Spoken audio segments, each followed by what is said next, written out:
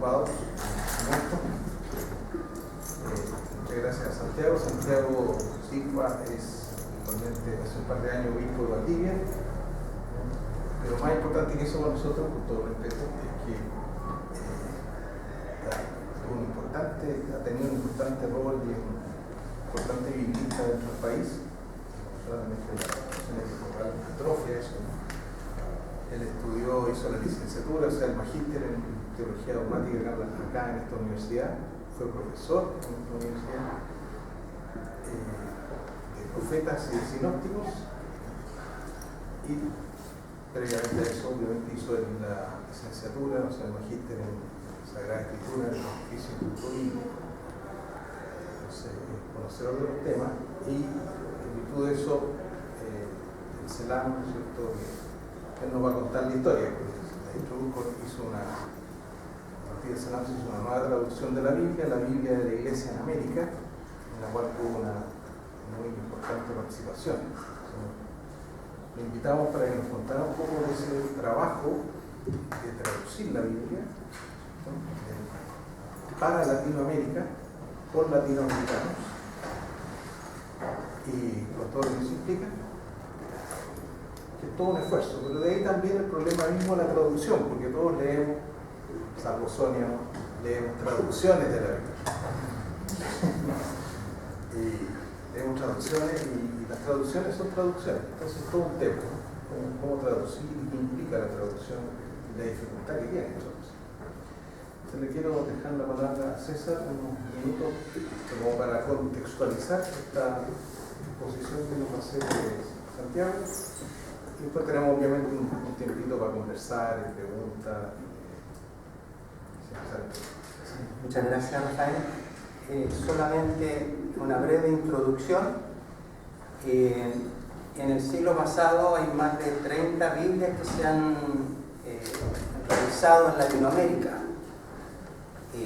Y eso es importante entregarlo al comienzo de la conferencia para mostrar que la traducción de una Biblia tiene diversos factores que influyen en el tipo de Biblia, el perfil que tienen los destinatarios hacia quienes están dirigidos, los criterios internos de traducción, etc.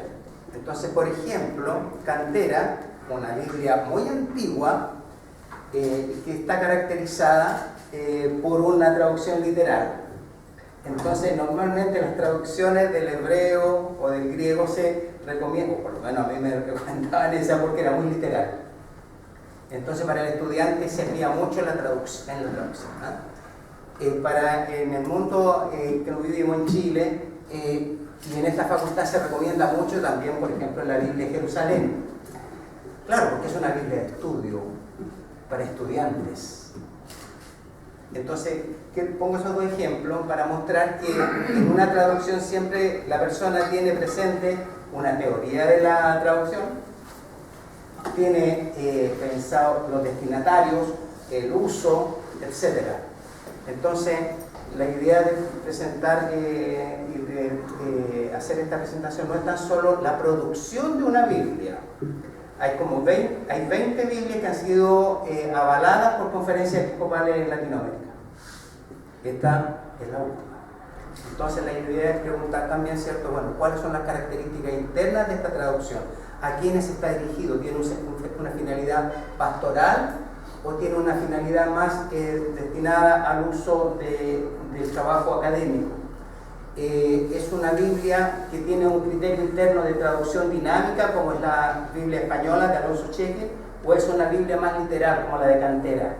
¿Me entienden? Entonces, quisiéramos darle la palabra a Santiago para que nos explique y se explaye en los poderes de esta gran obra que tenemos ante nosotros. Eso. Muchas gracias, muy buenos días. Quiero agradecer, Rafa, agradecer la invitación para poder compartir con ustedes este proyecto del CELAM, Consejo Episcopal Latinoamericano. Muchísimas gracias. Estar aquí es volver a mi casa. Estuve durante 10 años, sin contar el tiempo que estuve estudiando, 10 años colaborando con las clases de Sagrada Escritura. tanto lo que era el currículum A, pero sobre todo el currículum B de antes. Creo que ya no es así. Bien. Quiero entonces compartir con ustedes en razón de unas indicaciones que me hizo Rafael, ¿no? ¿Qué es lo que realmente le gustaría saber en relación con la traducción de la Biblia? Entonces, en razón de eso, quiero compartir esta traducción de la Biblia, que repito, es la traducción del SELA. Cuando hablamos de la identidad y del nombre de la Biblia, ¿no? ¿Por qué se llama Biblia de la Iglesia en América? El nombre quiere expresar su identidad. Biblia, es evidente de qué se trata, ¿no? Siempre los traductores tuvimos conciencia que estábamos ofreciendo un servicio dentro de la Iglesia, ¿no? Concretamente para las conferencias episcopales de América Latina y el Caribe, que constituyen el CELAM, que son 22 conferencias episcopales. Entonces el proyecto surgió preguntándoles a los presidentes de las conferencias episcopales si querían o avalaban este proyecto del CELAM, y hubo mayoría o unanimidad más bien, ¿no? En que sí. Por eso Iglesia. Siempre sabíamos que no pertenecíamos a un estilo teológico o a algunos criterios particulares de traducción que iban a producir un fruto particular, un fruto específico, ¿no? Identificado con esos criterios y con ese grupo humano. Sabíamos que estábamos trabajando para la Iglesia que vive su fe en Latinoamérica. Iglesia, Biblia de la Iglesia y en América. ¿Por qué? Porque fue un proyecto que surgió de Estados Unidos, como me voy a explayar más adelante, ¿eh? Entonces por eso no es América Latina. Biblia de la Iglesia en América. Los inicios, el proyecto fue iniciado por los obispos de Estados Unidos el año 2002. Deseaban una traducción para los latinos que viven en Estados Unidos, que en aquel tiempo eran 40 millones y alrededor de 70 millones o 65 millones con los indocumentados. Entonces ellos necesitaban una Biblia porque estaban ocupando en sus pastorales diferentes traducciones. Acudieron al CELAM para que les colaborara, ¿no? Se consultó a los presidentes de las conferencias episcopales y el año 2002-2003 lo asume el CELAM. El CELAM pondría a los biblistas y Estados Unidos, la Conferencia Episcopal Norteamericana de Estados Unidos, pondría los dineros para la traducción. Un proyecto de 10 años. En el año 2003, en la Asamblea General en Uruguay del CELAM, en Tuparentá, se crea el CEBIPAL, Centro Bíblico para América Latina. Y me piden que me haga responsable de su creación, de su fundación. Entonces, desde el año 2003 estoy participando en el CELAM, primero con la fundación del CEBIPAL, Centro Bíblico para América Latina, ¿no? Y ahí comenzamos a trabajar, a crear el centro. Entre los que colaboraron mucho fue Fidel Oñoro, Gabriel Naranjo, Guillermo Acero, todos sacerdotes biblistas que colaboraron en la creación del CEBIPAL. Y entonces nos encargaron que nos hiciéramos, que hiciéramos la traducción de la Biblia. Y esto comenzó en 2003. Se creó y al poco tiempo, al año, que nos hiciéramos responsables de la traducción. La traducción comienza en noviembre del 2004, con la constitución del equipo responsable. Y el término de los trabajos de traducción fue en agosto del 2016. Los otros años, hasta que se publicó la Biblia, que es el año 2019, se publica la Biblia, ¿no? Fue solucionar algunas dificultades que tuvimos con la Conferencia Episcopal Norteamericana, y lo otro en diagramación, etcétera, ¿no? En total, desde que se inició el proyecto hasta que terminó, aproximadamente unos 15 años ocupamos en el proyecto. Es importante la colaboración de la Sociedad Bíblica Colombiana y de la Sociedad Bíblica, de las Sociedades Bíblicas Unidas. Las Sociedades Bíblicas Unidas nos colaboraron con un programa programa de traducción que se llama Paratext, ¿no? Y es un programa que lo instalan en el computador de uno, no es un programa que te lo ofrecen a cualquiera. Entonces ellos mandaban a sus biblistas para instalarlo en el programa y luego para hacernos los cursos de inducción, ¿no? Así que fue una ayuda enorme la que ellos nos ofrecieron. Y es un programa tan bueno que tú ahí mismo puedes ir editando la Biblia, como va a ir quedando al final, ¿no? Paratext. Respecto de los traductores, buscamos en Latinoamérica los que nos podían ayudar para traducir la Biblia, pero antes nos preocupamos de hacer un manual del traductor, ¿no? En los traductores pedíamos competencia, eclesialidad, capacidad de trabajar en equipo. Explicaré luego por qué. Y para validar a cada uno de los traductores le pedimos que tradujera algunos capítulos del libro que le pedíamos y que hiciera las notas. Y que eso lo hiciera en función del manual que ya le habíamos entregado y le habíamos explicado. Entonces, de ese modo evaluábamos si ese traductor estaba dentro del perfil que nosotros queríamos o no. Y fuera de dos, ¿no? Que no nos pareció que no eran las personas indicadas, los demás sí nos colaboraron en el trabajo, pero a partir del manual del traductor. Hicimos durante la traducción varios seminarios. Nos colaboró, por ejemplo, Horacio Simian Joffre, un profesor del bíblico, del Antiguo Testamento, particularmente de profeta, y un especialista también en traducción. Seminarios que hacíamos en Bogotá generalmente. Luego, durante la traducción, tuvimos varios seminarios de traductores por secciones de libros. Los de Pablo hicieron varios encuentros, 3 o 4 encuentros, ¿no? Para poder discutir términos como, por ejemplo, justificación, justicia, ¿no? Los que nos preocupamos de los sinópticos y San Juan lo mismo. Los del Antiguo Testamento, los profetas por un lado, sapienciales por otro, la Torá o la ley por otro, ¿no? Seminarios para ir concordando criterios de traducción. Por eso al final la Biblia es un trabajo más bien en equipo que un trabajo individual. Porque una vez concordado, ¿no? El significado para el término o la expresión, esa era lo que se empleaba en todos los traductores, claro, siempre y cuando el libro lo permitía, ¿no? En el manual del traductor proponíamos la identidad y el proceso de traducción sobre todo. Tenía 2 capítulos, propiamente lo que es la teoría de la traducción, primer capítulo, y luego ofrecíamos una bibliografía para traductores. Entonces, el proceso de traducción que en el manual del traductor se expone es el siguiente.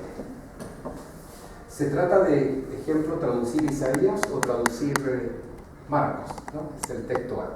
Y ese texto A tiene que pasar a un texto B, es decir, al Evangelio según Marcos y al libro de Isaías, por ejemplo, ¿no? Hay que tener muy en cuenta que se trata de lectores originales que viven un contexto bastante diverso, absolutamente diferente a los contextos que tienen los lectores actuales, ¿no? El tema de los contextos los trabajamos mucho, porque nuestra certeza fue que los significados de los textos no solo dependen de los diccionarios, dependen fundamentalmente de los contextos. Entonces, el conocimiento de los contextos para aportar el significado correcto que el autor realmente estaba intentando es fundamental. Eso lo trabajamos con mucha intensidad. ¿Cuál era la labor del traductor, que hoy ya se tiende a llamar intérprete, más que traductor, porque toda traducción al final es una interpretación? Se tiende a llamar intérprete. Proponíamos 3 labores. Tú nos vas a traducir este libro, por favor identifica el texto claramente, vocablo, gramática, sintaxis, retórica, pragmática, identifica el texto, ¿no? Para unos los aspectos a identificar van a ser unos, para unos será más la retórica que otro elemento, ¿no? Pero bueno, Identifica bien el texto, siempre la sintaxis y la gramática fundamental. Ahora trata de organizar esos significados del texto pensando en los lectores y considerando el contexto. Primero identifica, luego organiza tu texto, los significados fundamentales del autor, y por último consígnalo en castellano, en español. Hace el traspaso de los significados, no de los términos. Porque si tú haces el traspaso solo de los términos, vamos a tener una Biblia con criterio de equivalencia formal, y eso no buscábamos. Lo que nosotros deseábamos era una Biblia de equivalencia dinámica, y luego un poco más específicamente. Eso es lo que buscábamos. Pero la Biblia de equivalencia dinámica pone su interés en los significados, no propiamente en el vocablo. Entonces tienes que consignar en la lengua receptora los significados de la lengua madre. Ese es el arte de la traducción, ¿no? Pensando en que te tienen que comprender, ¿no? Una traducción no funciona cuando el lector tiene que recurrir permanentemente a alguien que le explique la traducción. Tampoco la traducción funciona cuando el lector permanentemente tiene que recurrir a los diccionarios. Entonces, ¿para qué traducimos si luego tienen que recurrir a diccionarios y hay gente que le explique? ¿No?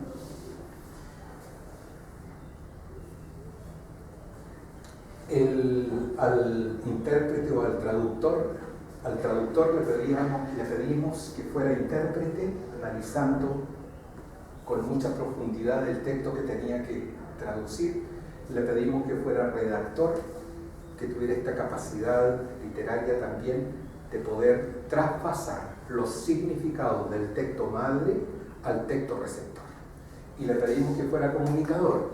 Esto para nosotros también va a ser bien importante, porque la teoría del libro que nosotros ocupamos no es la teoría del lector sujeto y del libro objeto, sino la teoría de la comunicación, en donde el libro es una mediación, es un acontecimiento de comunicación entre el autor y el lector. De modo que a lo que al autor le interesa es, mediante un libro, entregarse, ofrecerse su pensamiento, su voluntad, en este caso la revelación. Entonces se trata de poder lograr una sagrada escritura que sirva para lo mismo, que sea un acontecimiento o una mediación de comunicación entre el lector de hoy y aquellos autores inspirados por el Espíritu. De allí interpretar, redactar y luego comunicar. Esto es lo que hace entonces la diferencia entre lo que buscábamos era una traducción literal en el sentido de que los contenidos están expresados fielmente, en ese sentido literal, ¿no? Y una traducción literaria con estilo, no cualquier cosa que cueste leer o qué sé yo, ¿no?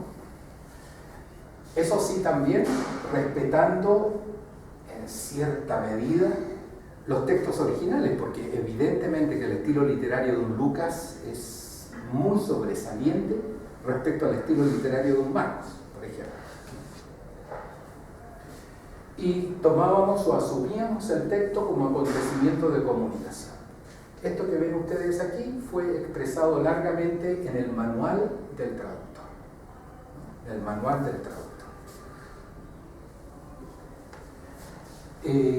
Traducir entonces lo considerábamos como un servicio de mediación. El importante no es el traductor, el importante son los significados que tienen que ser traspasados al lector de hoy. Eso es lo importante, eso es lo que hay que procurar. Y para que eso resulte, le decíamos al traductor, por favor, conviértete en mediador. Insistimos mucho también en un aspecto, que es el aspecto espiritual. En otro documento aparte, hicimos una reflexión sobre la espiritualidad del traductor. Porque no es cualquier texto. Es un texto inspirado por Dios y que provoca, produce, ofrece salvación al lector. Entonces eso también teníamos que aquilatarlo de algún modo. Y lo aquilatamos y lo asumimos mediante la espiritualidad del traductor. Los criterios de traducción, rápidamente esto porque ya creo que los conocemos. Buscábamos fidelidad a la obra literaria. Verbum Domini número 32, en la palabra bíblica, Dios está en camino hacia nosotros y nosotros hacia Él. Hace falta aprender a penetrar en el misterio de la lengua, comprenderla en su estructura y en el modo de expresarse.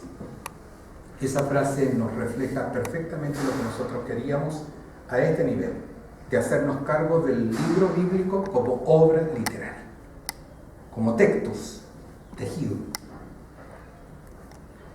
Luego, fidelidad a Dios. Dios es el que inspira la Sagrada Escritura. Verbum Domini 29, la Sagrada Escritura es palabra de Dios que se nos comunica a través de palabras humanas, ¿no? Palabra de Dios que se nos comunica a través de palabras humanas. Entonces, el libro como tal no es palabra de Dios. Este libro no es palabra de Dios. Lo que es palabra de Dios son los significados contenidos en la Sagrada Escritura inspirados por el Espíritu, ¿no? Y puestos al servicio de una comunidad. Es eso lo que a eso es lo que tenemos que acceder. Y eso es lo que tiene que facilitar una buena traducción. La fidelidad a la Iglesia como comunidad de salvación. Y ahí Verbum Domini en el número 23. Es decisivo desde el punto de vista pastoral mostrar la capacidad que tiene la palabra de Dios para dialogar con los problemas que el hombre ha de afrontar en la vida cotidiana. Jesús se presenta precisamente como aquel que ha venido para que tengamos vida en abundancia. Por eso debemos hacer cualquier esfuerzo para mostrar la palabra de Dios como una apertura a los propios problemas, una respuesta a nuestros interrogantes, un ensanchamiento de los propios valores y a la vez como una satisfacción de las propias aspiraciones. La pastoral de la Iglesia debe saber mostrar que Dios escucha la necesidad del hombre y su clamor. Esto no es otra cosa que rescatar el proceso de configuración de un texto bíblico. Pensando en cartas paulinas, por ejemplo, ¿no? Se trata de cartas en que Pablo responde a situaciones muy concretas de la comunidad para hacerse cargo del desafío de ser discípulos en una sociedad grecorromana.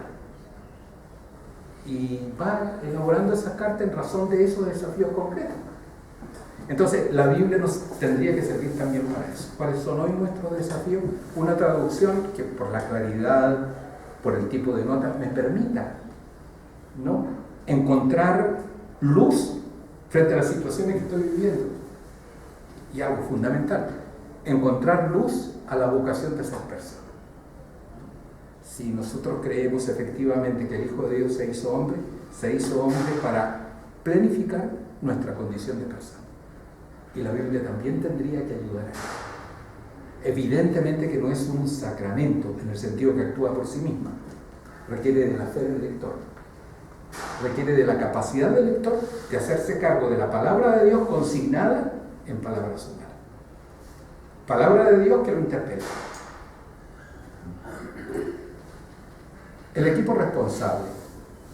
Me pidieron en el año 2012, en esa asamblea de Paraguay, que me hiciera cargo de la traducción de la Biblia, ¿no? Entonces, de inmediato ubiqué a Carlos Junco, que lo había conocido en Roma, estudiando haciendo su tesis doctoral, ¿no? Y Carlos me dijo que sí, con mucho gusto, y con él fuimos a hablar con Adolfo Miguel Castaño, que no lo conocía, ¿no?, que es un mexicano que también hizo su tesis doctoral en el término justicia en Mateo, en la gregoriana, ¿no? ¿Qué significa justicia? Dikaiosune en Mateo, en la gregoriana. Y juntos también nos pusimos de acuerdo y ubicamos a Ramón Alfredo Duz, un argentino, ¿no?, que hizo su tesis doctoral en el bíblico sobre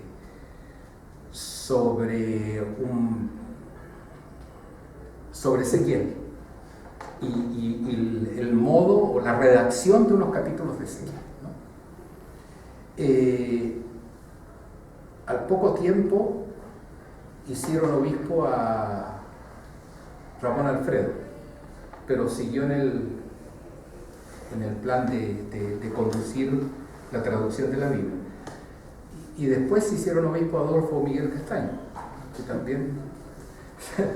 también siguió en la traducción. Entonces, al final era un obispo y 3 curas, y terminamos, ¿no?, un cura y 3 obispos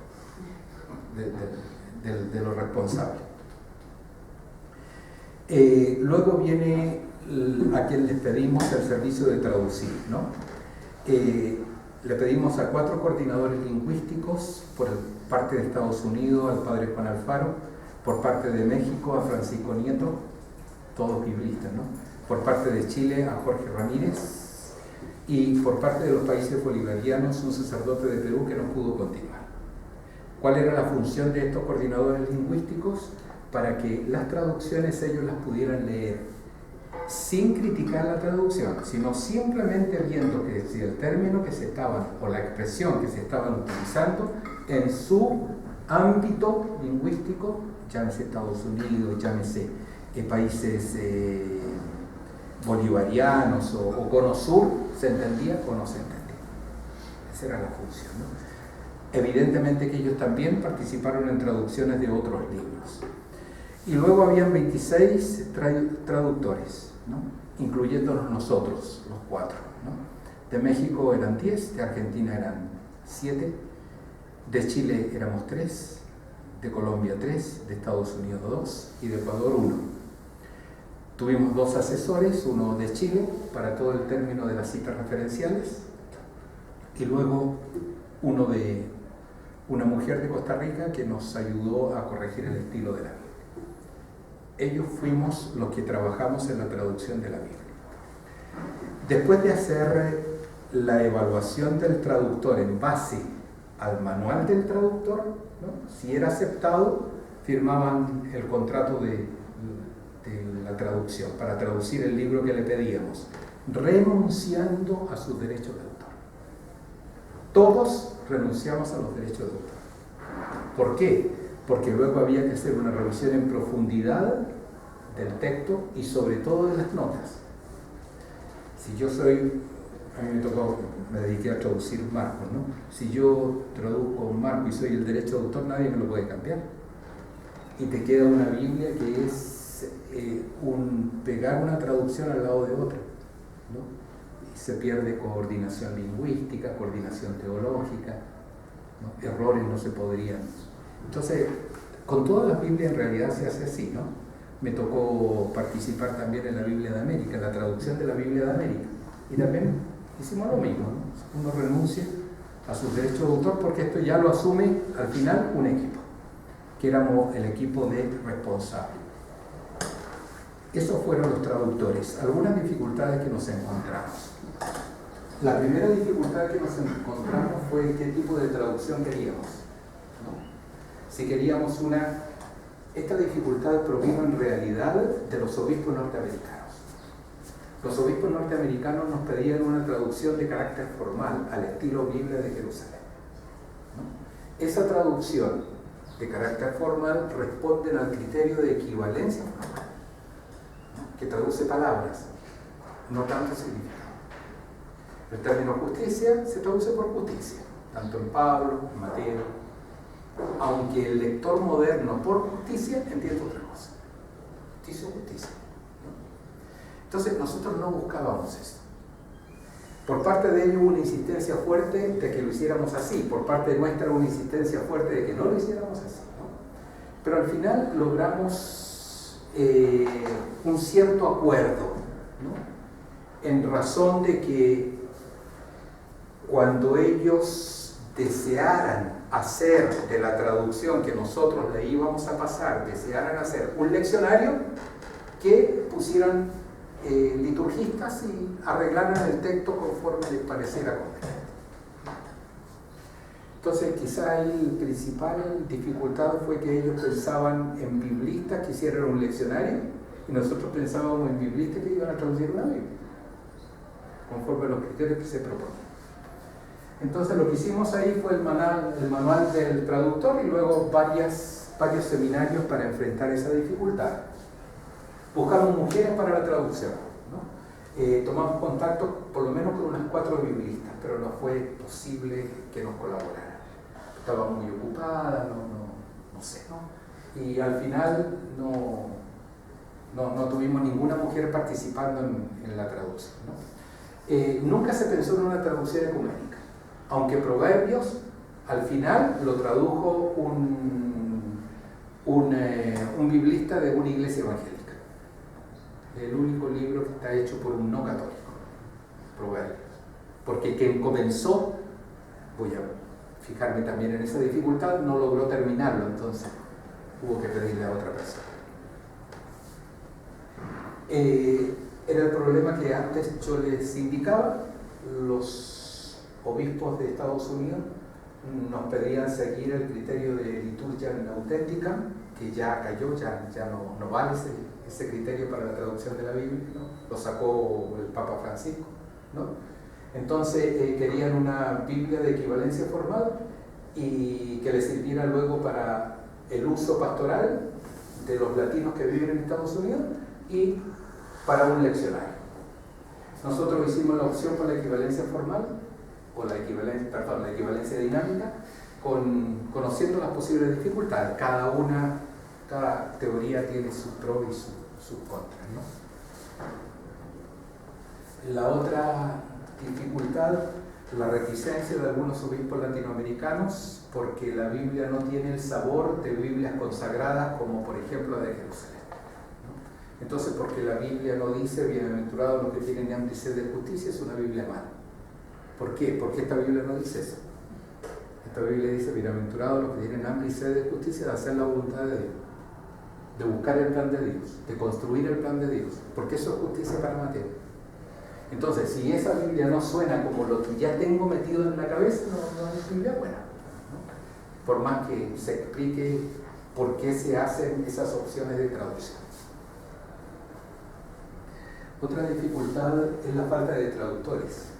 Nos costó encontrar traductores, aunque después nosotros nos dimos cuenta, y era una cosa que tenemos que asumir, ¿no? Que en realidad fueron muchos traductores. Quizás hay que trabajar con menos traductores, ¿no? Y encargándose más de grupos de libros que un traductor por libro, porque luego poner de acuerdo a todos es bien complicado. Y poner de acuerdo a biblistas, madre mía. Eso sí que es una tarea titánica, ¿no? Y poner de acuerdo a biblistas que, por ejemplo, venían del bíblico con biblistas que venían de la gregoriana, peor, difícil. Entonces quizás ahora habría que asumir una traducción pensando equipos de trabajo por grupos de libros, pero que no sean muy grandes. Definir los destinatarios, otra gran tarea. ¿A quién le íbamos a dedicar la Biblia? ¿Le íbamos a dedicar la Biblia a gente que nunca ha leído la Biblia? Ya tenemos una Biblia para eso, que es la Biblia latinoamericana. A mí me parece que para gente que nunca ha leído la Biblia latinoamericana cumple esa función. ¿Le vamos a dedicar la Biblia a gente que se dedique a estudiar teología? Ya tenemos la Biblia de Jerusalén y otras Biblias de carácter de equivalencia formal, Cantera Iglesias, que son bien buenas para eso, ¿no? Entonces nosotros nos decidimos de pensar en el nicho de los agentes pastorales. ¿Qué pasa con el sacerdote que quiere preparar una homilía? ¿De dónde lee el texto y de dónde saca ideas para predicar? ¿Qué pasa con el catequista que está preparando un encuentro de confirmación? Para los agentes pastorales, entendidos por agente pastoral desde el obispo hasta el catequista, a la vez si quieren, desde el catequista hasta el obispo, ¿no? Que estamos empeñados en evangelizar. Para ellos está dirigido el texto. Por lo tanto, se requiere cierto nivel de carácter literario, comprender el texto, leerlo, pero también de carácter catequético, por decirlo de algún modo. Para el que se está iniciando en la fe, quizás la Biblia no le va a servir. Las notas no están pensadas para él. Están pensados para preparar homilías, preparar clases de religión, para el encuentro personal con Jesús, evidentemente, para eso están pensadas las notas. Y disparidad literaria y exegéticas en las traducciones. Por más que se hizo el manual del traductor, y por más que se hizo una serie de seminarios, siempre a nivel de nota y de introducciones era muy disperso. Entonces, ¿cómo solucionamos eso? Del equipo responsable, dos se hicieron cargo del Antiguo Testamento, Carlos Junco y Ramón Alfredo Cruz, ¿no? Y del Nuevo Testamento nos hicimos cargo Adolfo Miguel Castaño y yo. Revisar todo, fueron años y años. Revisar todo, hacer que tuviera toda una coherencia literaria, una coherencia teológica. Y después, cuando ustedes vean la Biblia, se van a dar cuenta que efectivamente, gracias a Dios, bien o mal, hay cierta coherencia, ¿no? Reestructurar todas las notas. Algunas hacerlas completamente nuevas, porque o eran notas muy técnicas, o eran notas muy disímiles en la calidad, ¿no? Y disímiles en razón de lo que queríamos, que era dirigir la Sagrada Escritura a interlocutores que pertenecieran al campo de los agentes pastorales. Nos ayudó mucho un biblista argentino extraordinario que falleció hace unos meses, ¿no? Luis Heriberto Rivas. Él colaboró mucho en el Antiguo Testamento. Entonces, por ejemplo, tengo la imagen aquí de Carlos Junco y Dus metidos en el CEDIPAL en Bogotá, días y días trabajando con Rivas, que les colaboraba, leyendo textos, comprobando si este texto traducido en Ezequiel de tal modo aparece armónicamente traducido en Ezequiel en todo el libro, para darle coherencia al vocabulario. Algunos ejemplos, ¿no? Algunos ejemplos. Primero, ejemplos de idiomatismos. Esto es común en todas las Biblias, ¿no? No es que sea, este ámbito es común en todas las Biblias, no es que sea particularmente nuestro, ¿no?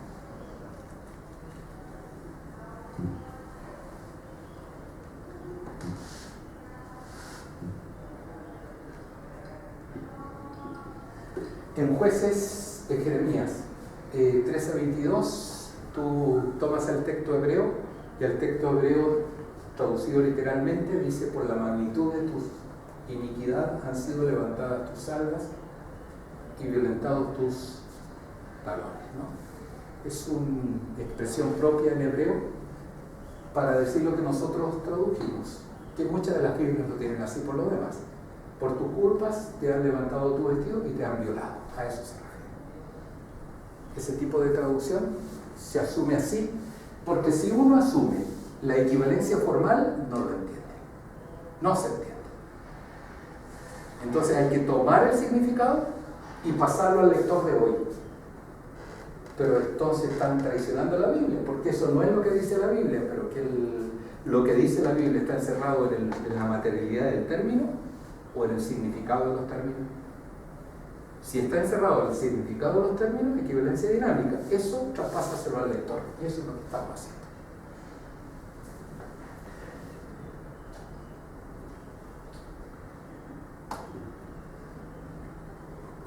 En 1 Samuel 25-34, después de una batalla, no le habría quedado a Nadab ni uno solo de cuantos orinan contra el muro. Otro idiomatismo para referirse al varón. No podéis traducir así. Pero hay Biblias antiguas que te traducen así. Cantera Iglesia te tiene eso, ¿no? Pero no, ¿cómo vas a traducir así?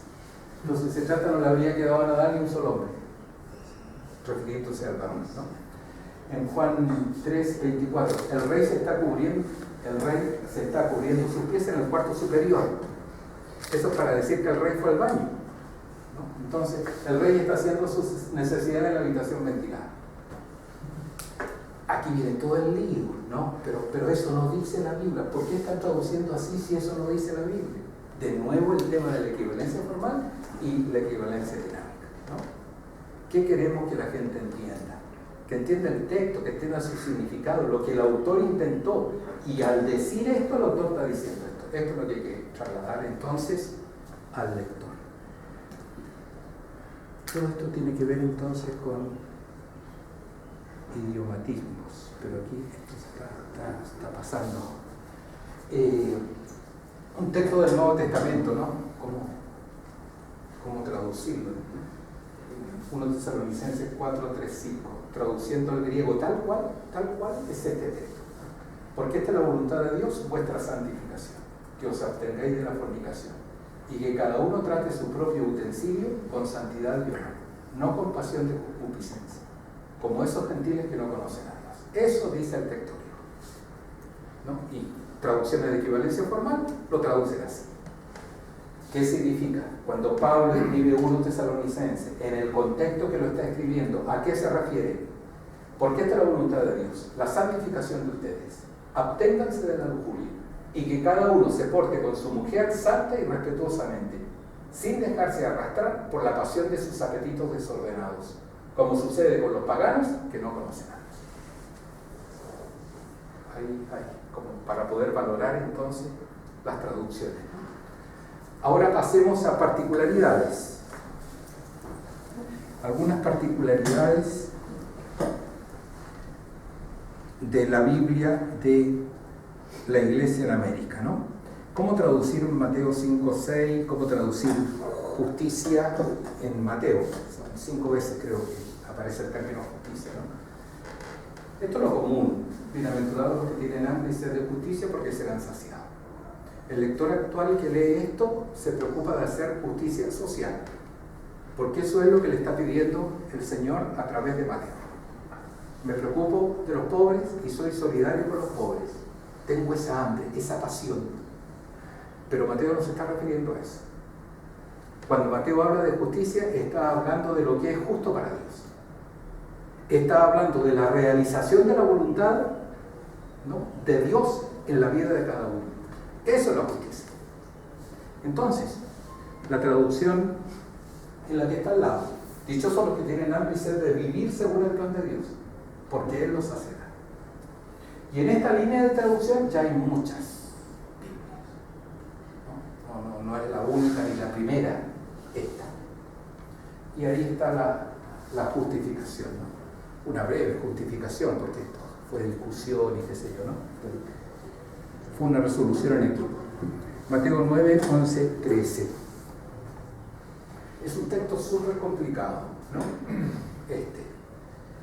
Le preguntaban diciendo: ¿cómo dicen los escribas que Elías ha de venir primero? Jesús les dijo: Elías ciertamente viniendo primero restaurará todas las cosas. ¿Y cómo está escrito del Hijo del Hombre, que ha de padecer muchas cosas y ser menospreciado? Pues bien, os digo que sí ha venido Elías, y que hicieron con él cuanto quisieron, según está escrito de él. Así traduce Boer y O'Callaghan. El tema complicado, y que se refleja luego en los manuscritos, hay varios manuscritos con diferentes lecciones. El tema complicado es: ¿quién viene a restaurar todo? Si Elías es el que viene a restaurar todo, ¿a qué vino Jesucristo? Cuando el mismo verbo lo usa Pablo, ¿no?, poniendo por sujeto a Jesucristo. Jesús es el que restaura todo. Entonces, esa dificultad teológica se manifiesta luego en las posibilidades de lecciones. En el aparato crítico, varias posibilidades, ¿no? Lo que nosotros hicimos: le preguntaron a Jesús: ¿por qué dicen los maestros de la ley que primero tiene que venir Elías? Un manuscrito de la posibilidad de convertir la afirmación en pregunta. Y eso fue lo que nosotros asumimos, ¿no? Le preguntaron a Jesús: ¿por qué dicen los maestros de la ley que primero tiene que venir Elías? Él les contestó: así que dicen que tiene que venir primero Elías a restablecerlo todo. Entonces, ¿por qué afirma las Escrituras que el Hijo del Hombre sufrirá mucho y será despreciado? Les aseguro que de todas formas Elías ya vino e hicieron con él lo que quisieron, tal como afirman las Escrituras acerca de él. Tremenda, pues. Y el texto te queda mucho más comprensible. Y ahí está la breve justificación, el aparato crítico del versículo 12. Está ahí el aparato crítico, ¿no? Entonces, eso permite ir buscando formas que traten de expresar mejor el pensamiento original del autor. En Lucas 10, 17, este es un texto que personalmente siempre yo lo encontré difícil, porque dice: De igual modo vosotros, cuando hayáis hecho todo lo que os fue mandado, decid, somos siervos inútiles. Hemos hecho lo que debíamos hacer. Pero si soy siervo inútil, porque he hecho lo que tenía que hacer, no puede ser más útil. Dios quiera que los siervos hagan lo que tienen que hacer. ¿Por qué me tratan de inútil si hice lo que tenía que hacer? Hay como una contradicción, ¿no? El adjetivo agerios aparece 2 veces en el Nuevo Testamento, en Lucas y en Mateo, ¿no? Y en Mateo indica al que obra solo conforme al ordenado. Hizo lo que se le pidió. Esta conducta mínima no merece ser honrada. Tema de la honra en el siglo I. Por tanto, agradecida. Nada hay que agradecer. En Mateo 25:30, parábola de los talentos, el siervo inútil es expulsado a las tinieblas de afuera. Agerios indica al que no adquiere honra con su actuar, pues solo hace el deber impuesto, a diferencia de los siervos que aumentaron los talentos. Son siervos que hicieron lo obligado por su Señor, por lo que nada hay que agradecer. Si tenemos en cuenta esa reflexión, ¿no? La traducción bien podría ser así. También ustedes, cuando hayan hecho todo lo que Dios les manda, digan, somos servidores a los que nada hay que agradecer, porque no hicimos más que cumplir con nuestra obligación. El texto queda, creo, un poco más claro. Y finalmente, para que vean un poco, ¿no?, el estilo literario, ¿no? La Nácar Colunga, ahí está mirando de frente a mano izquierda, ¿no? La columna, más ahora sin la ley se ha manifestado la justicia de Dios, atestiguada por la ley y los profetas. Justicia de Dios por la fe en Jesucristo, para todos los que creen, pues no hay distinción, ya que todos pecaron y están privados de la gloria de Dios. Son justificados donosamente por su gracia en virtud de la redención realizada en Cristo Jesús, a quien exhibió Dios como lugar de propiciación en su sangre, mediante la fe, para manifestar su justicia, habiendo pasado por alto los pecados pasados, en la paciencia de Dios, para manifestar su justicia en el tiempo presente, siendo el justo y justificador del que cree en Jesús. Ese texto hoy es muy difícil de entender, ¿no? Entonces, ¿de qué se trata? ¿Qué quiso decir el autor? ¿Qué quiso decir Pablo? Eso trasladémoslo al castellano. Y aquí está el resultado. Pero ahora, independiente de la ley, se ha manifestado el don de Dios que nos hace justos, atestiguado en la ley y los profetas. Don de Dios que llegará a todos los que creen mediante la fe en Jesucristo. Porque no hay diferencia alguna, puesto que todos pecaron, todos están privados de la gloria de Dios. Y a todos Dios gratuitamente los hace justos mediante la redención realizada por Cristo Jesús, a quien Dios destinó como sacrificio de expiación mediante su propia sangre en favor de los que tienen fe. De esta manera, Dios demuestra el don que nos hace justos, pasando por alto los pecados cometidos en el pasado, en el tiempo de su paciencia. Y en el momento presente, demuestra el don que nos hace justos, manifestando que Él mismo es justo, y haciendo justo al que tiene fe en Jesús. Queda claro que la justicia no es por mérito personal, por cumplimiento de la ley, la propuesta farisea, sino simplemente por la intervención de Dios a través de Jesús.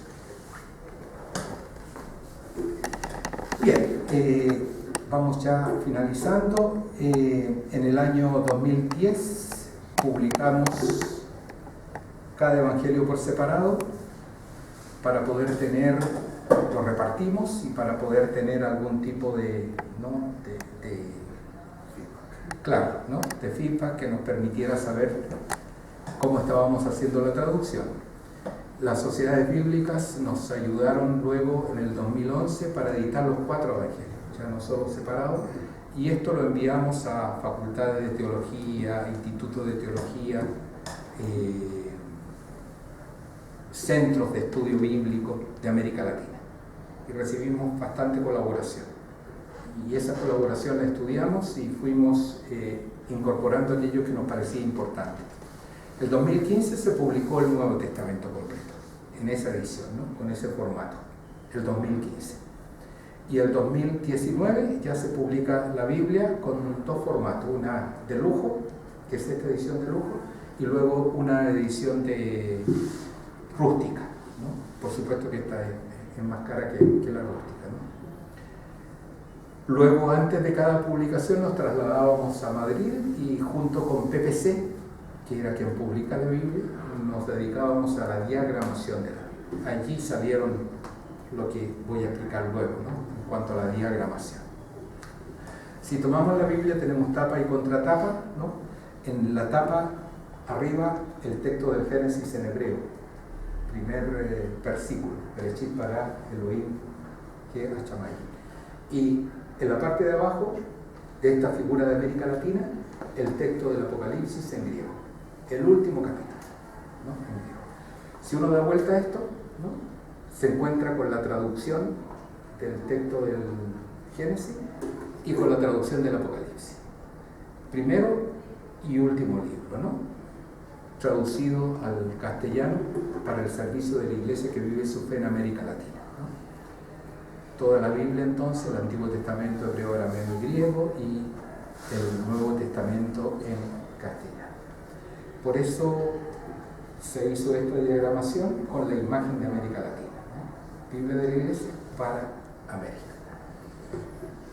Las páginas tienen 2.268 páginas, son bastantes, pero no es la Biblia que tiene más páginas, ¿no? Hay otras Biblias que tienen un poco más. La Biblia, el libro del pueblo de Dios, llega a 2014, 2013, 2.283 páginas tiene el libro del pueblo de Dios, publicado en 2014, ¿no? La traducción interconfesional, publicada en 2013, tiene 2.154 páginas. Los textos están presentados del modo siguiente. Los títulos del pasaje no están inventados, son siempre un texto, una frase del texto que se traduce. El texto no se llama, estoy inventando, ¿no? El texto no se llama Jesús entra a la casa de Saqueo. El texto se llama Saqueo, entraré a tu casa, hoy ha llegado la salvación a tu casa. Escogimos eso porque entendemos que la Biblia tiene que ser memorizada y no conviene memorizarla con un título inventado, sino con un texto del mismo, con un título del mismo texto, ¿no? Luego tenemos títulos como por ejemplo ahí, Invitación a Israel, el anuncio del reino, es una sección, ¿no? Una sección completa. Esa sección está dividida en partes. Aquí una primera parte es el anuncio de Jesús, el reino con obras y palabras. Vendrá una segunda parte, el anuncio de Jesús, etc., ¿no? Y luego cada una de esas partes tiene pequeñas subsecciones. Y luego el título, el reino de los cielos ya está llegando, ellos de inmediato lo siguieron, por ejemplo.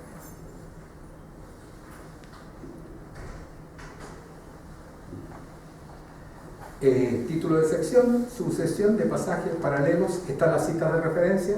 Las citas de referencia que están en negrilla son las que se refieren al Antiguo Testamento, ¿no? Están citadas tal cual. Y luego las notas a cada una de estas secciones y de estas partes. De modo que si tú sigues, por ejemplo, la nota a la sección, tienes la comprensión de todo el libro. Y si además lees la introducción, ya la voy a presentar, mejor conocimiento tienes de la teología, contexto histórico de la comunidad a quien se le escribe el libro. ¿Sí? Ah, ya, perfecto.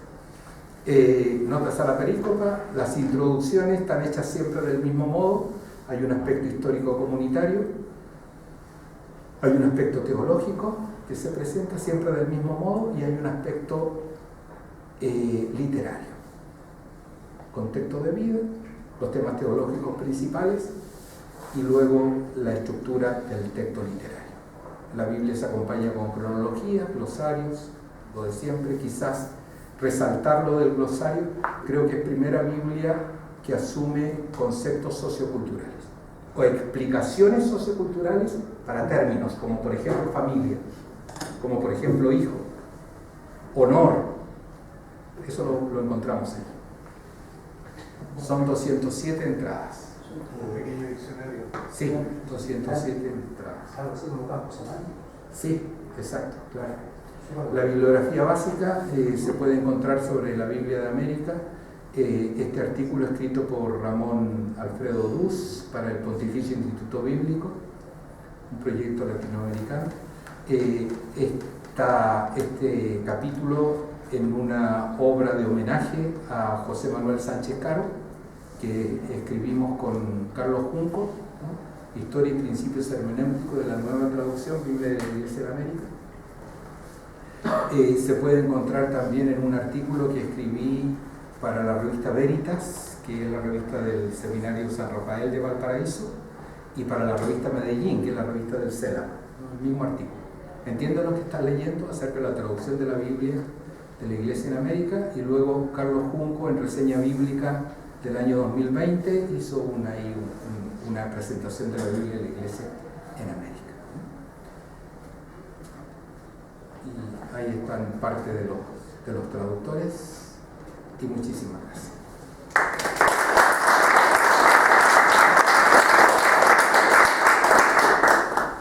Bien, abrimos un pequeño espacio para preguntas, comentarios.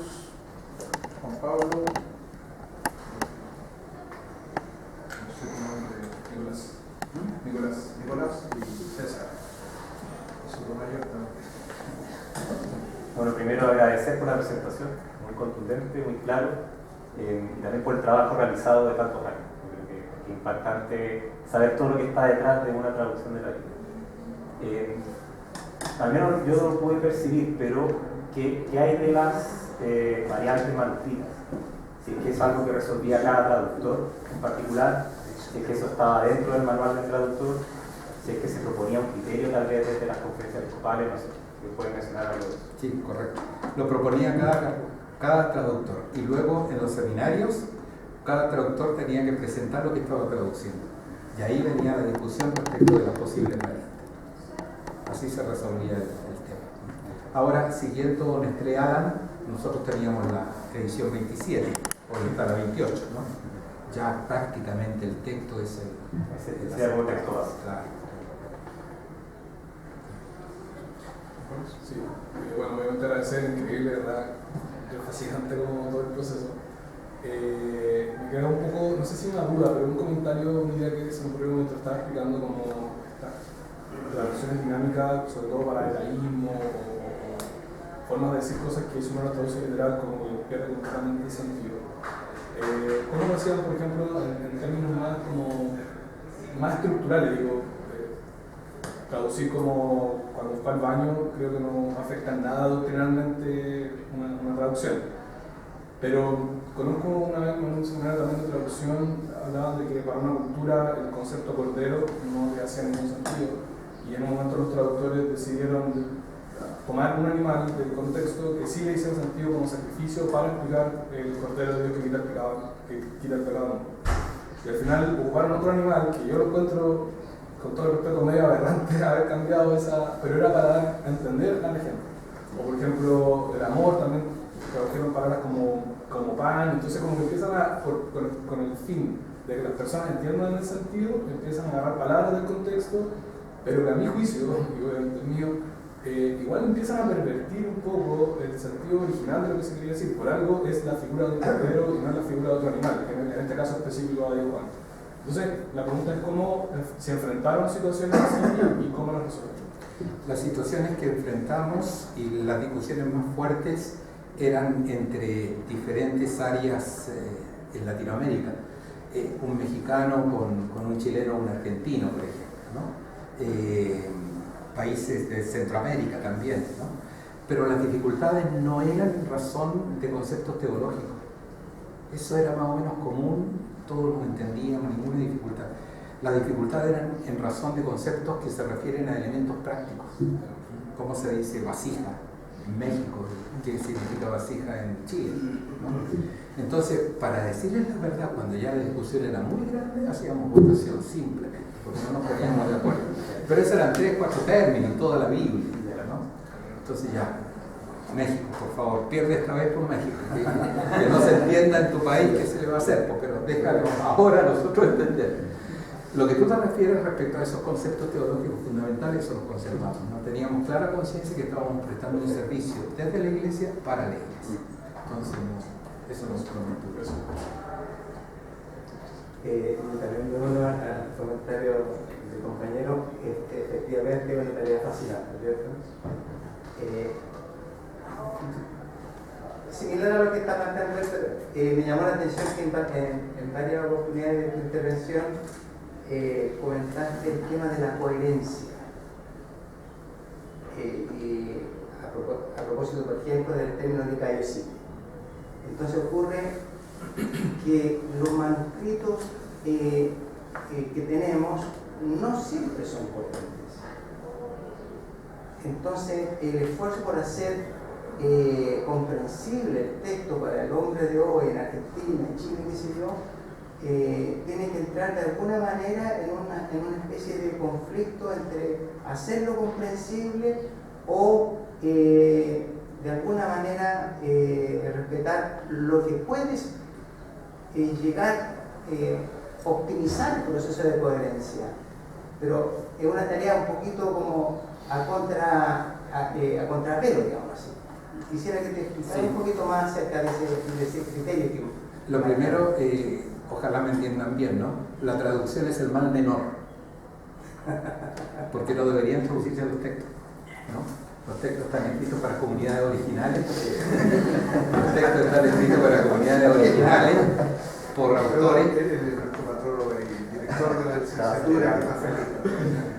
Entonces, los de teología tenemos necesariamente que aprender griego y ojalá también algo de hebreo, porque tenemos que aproximarnos a los textos originales, ¿no? Ahora, es evidente que el texto si está escrito en griego y en hebreo, hay que traducirlo para nuestra gente, para el pueblo de Dios, para nosotros mismos, ¿no?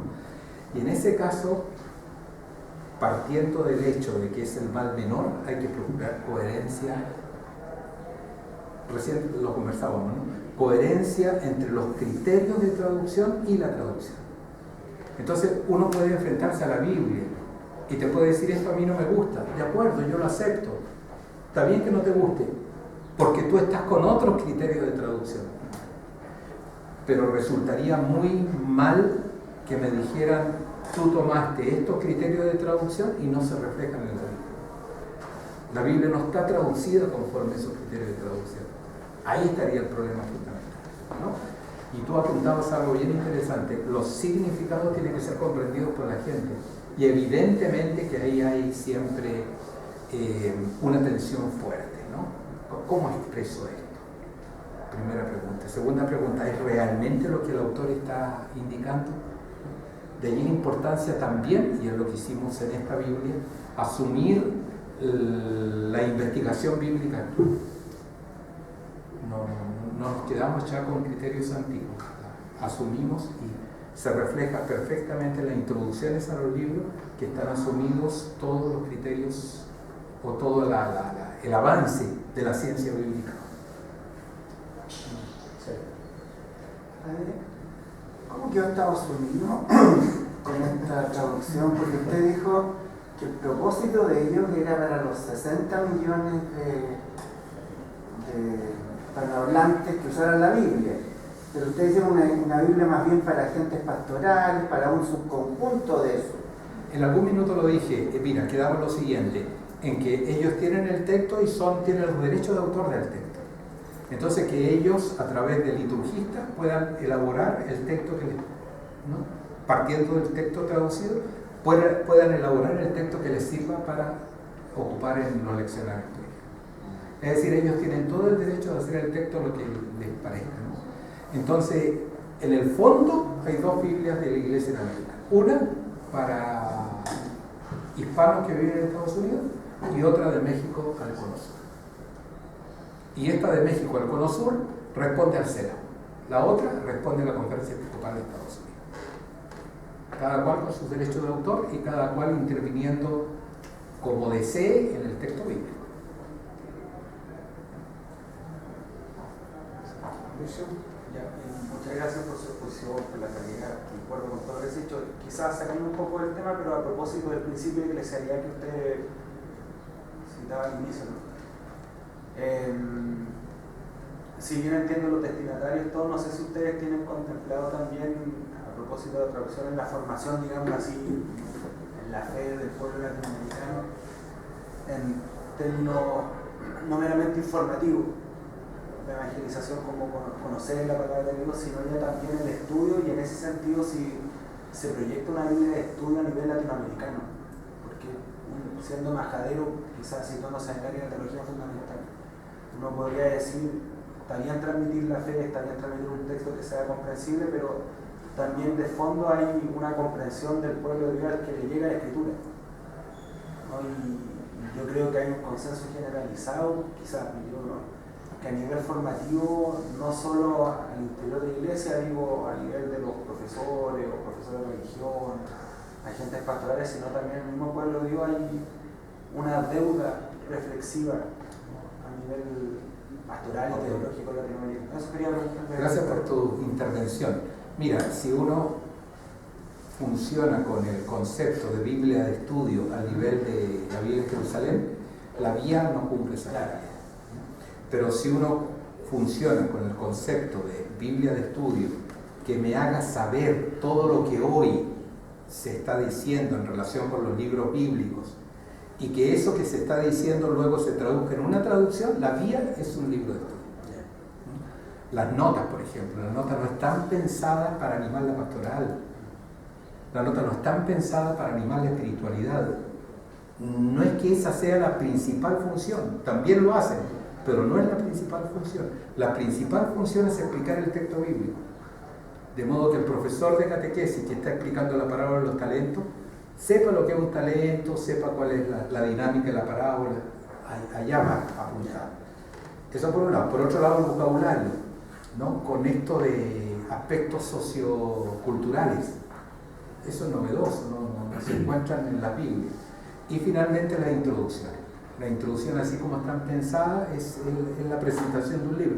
Fácilmente puedes hacer un curso para unas catequistas, por ejemplo, ¿no? A partir de una introducción de la Biblia. No así de otra.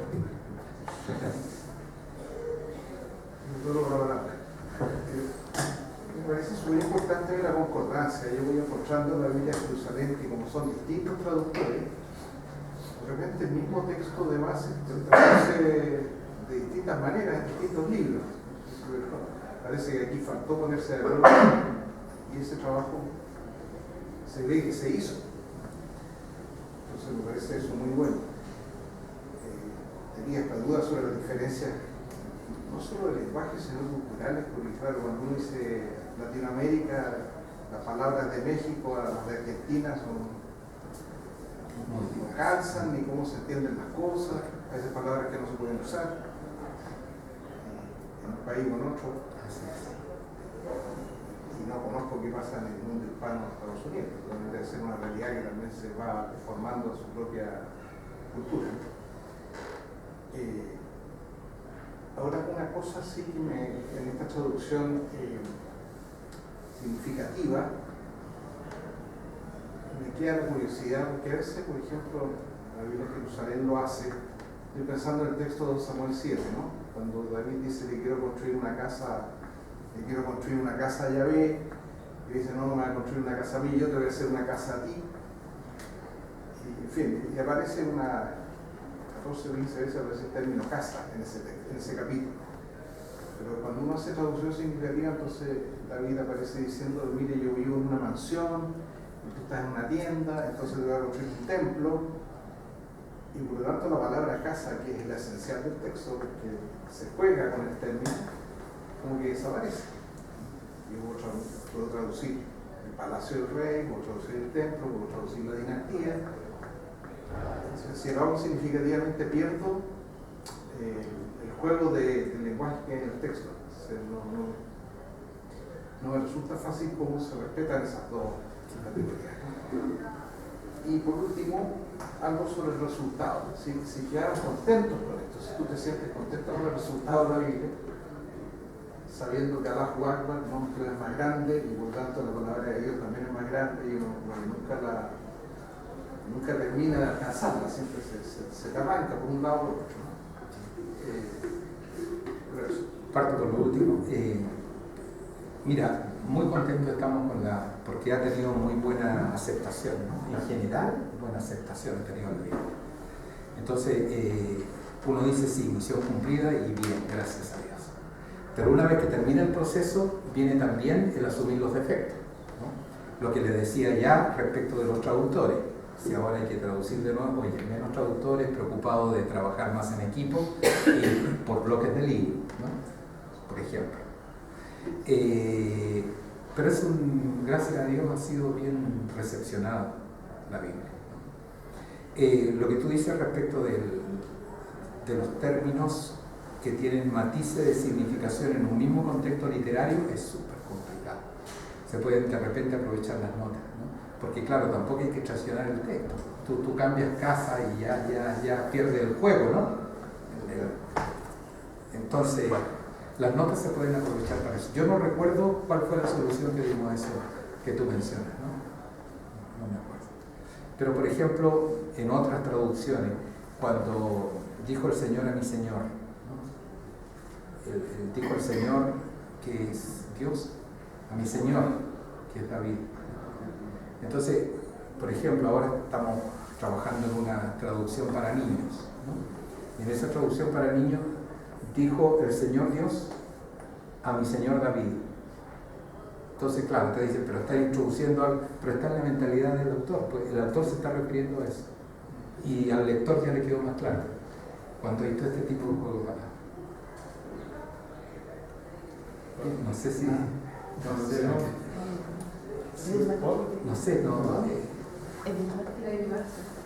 Edilmar y Nicolás, alguien más, porque estamos más o menos acercándonos al término. Edilmar, Nicolás. Muchas gracias por su excelente exposición. Una pregunta muy puntual para el portugués, si ha pensado algo. Son muy pocos, Una cosa extraordinaria de la Conferencia Episcopal Portuguesa. Ellos también autorizan o dan cuando aparece la lista de las conferencias episcopales, son todas las conferencias episcopales de América Latina las que nos patrocinan y también la portuguesa.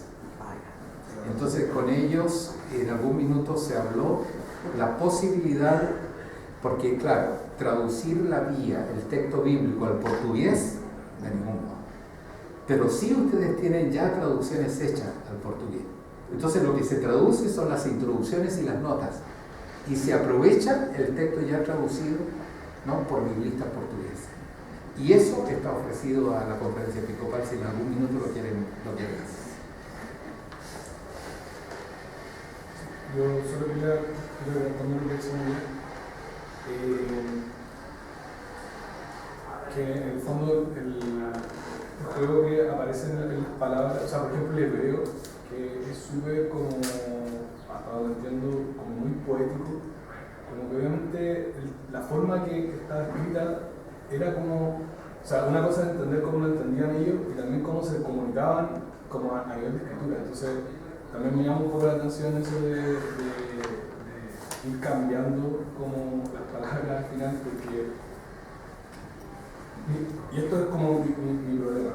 Como si yo confío que el autor es Dios, como que sé que Dios va a aplicar eso en las personas si soy fiel como la manera en que se registró.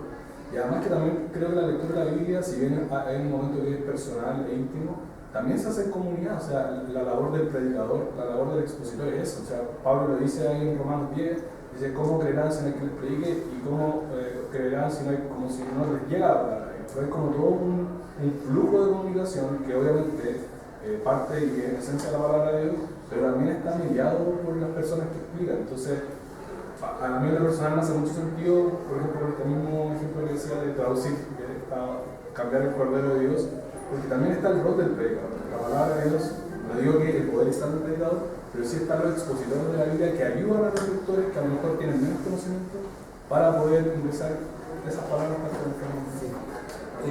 que depende de la teoría de la inspiración que uno maneje, ¿no? Si la inspiración tiene que ver con la palabra física, la palabra material, no se podría cambiar, ¿no?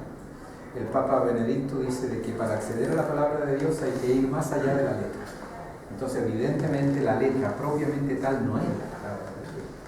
son los significados, ¿no?, que los textos se están indicando, intentados por el autor en su contexto.